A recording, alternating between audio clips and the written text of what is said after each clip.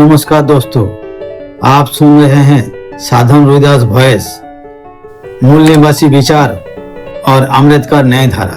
पिछले वीडियो में हमने बात की थी डॉक्टर भीमराव अम्बेडकर की प्रेरक यात्रा की, और आज हम बात करेंगे एक व्यक्ति जो भारत में पहली बार समानता का ज्योति सबसे पहले जलाई थी, महात्मा ज्योतिराव फुले। महात्मा ज्योतिराव फुले का जन्म 11 अप्रैल 1827 को पुणे में हुआ था, महाराष्ट्र के।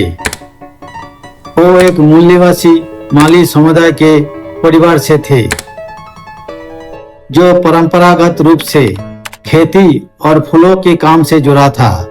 उनके पिता गोविंदराव फुले एक साधारण किसान थे, लेकिन ज्योतिराव फुले बचपन से बहुत बुद्धिमान और सवाल पूछने वाला बालक थे।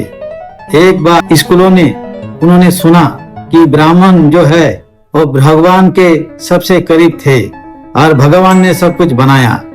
तो उन्होंने तुरंत पूछा, अगर भगवान ने सब कुछ बनाया तो कोई ऊंचा और कोई नीचा क्यों? इस सवाल आगे चल कर के उनके जीवन का मिशन बना। ज्योतिराव फुले को पढ़ाई लिखने का मौका मिला एक क्रिश्चियन कॉलेज में। वहां उन्होंने पहली बार बराबरी और मानवता का पाठ पढ़ा। पढ़ाई के दौरान उन्हें जातिगत अपमान झेलना पड़ा, क्योंकि ऊंचे जाति के बच्चे उनके साथ बैठते नहीं थे। लेकिन फुले ने कभी हार नहीं मानी। उन्होंने समझा, अगर समाज को बदलना है तो शिक्षा को सबके लिए खोलना होगा। यही सोच उन्हें बना गई भारत के सबसे आगे शिक्षा सुधारक। 1848 को उनकी पत्नी सावित्रीबाई फुले को पढ़ना लिखना सिखाया।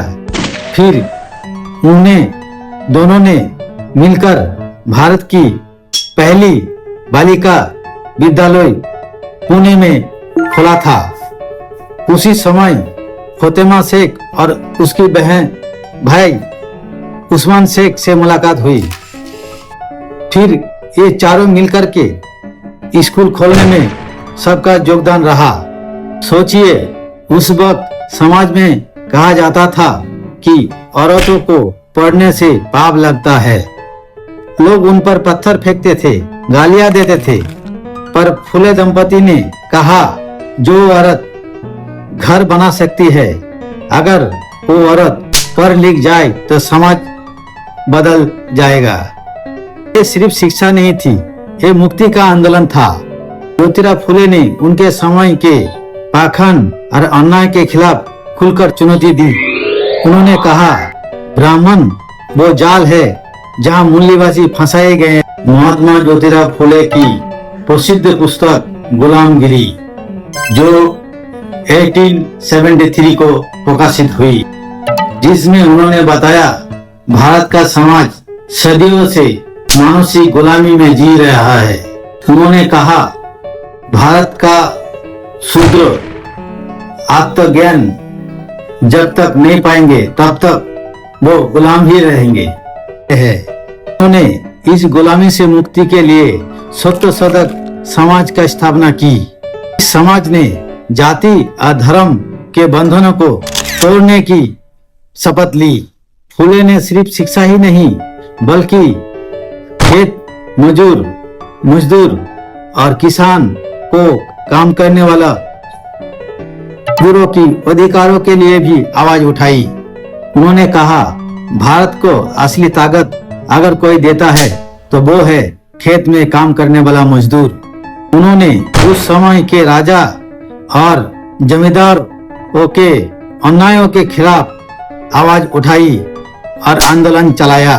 उन्होंने महिलाओं को समाज में समानता का अधिकार दिलाने की मांग की। फुले पहले व्यक्ति थे जिन्होंने कहा, स्त्री शिक्षा ही भारत की नींव है। डॉक्टर अम्बेडकर ने खुद कहा था कि फुले मेरा गुरु है। डॉक्टर अम्बेडकर ने महात्मा ज्योतिराव फुले को भारत के सच्चा निर्माता बताया। महात्मा फुले ने जो बीज बोया था डॉक्टर अम्बेडकर ने उसे संविधान के रूप में फला फुला दिया।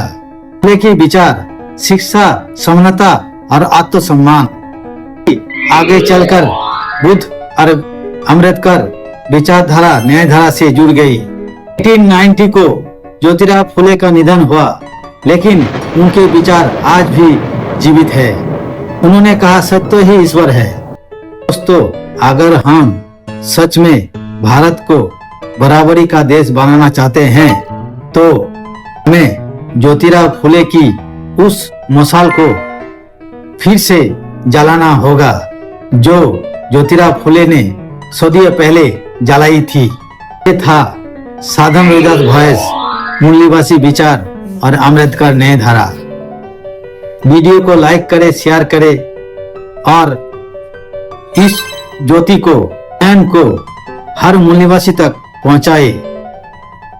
जय ज्योतिराव, नमः बुद्धाय, जय भीम।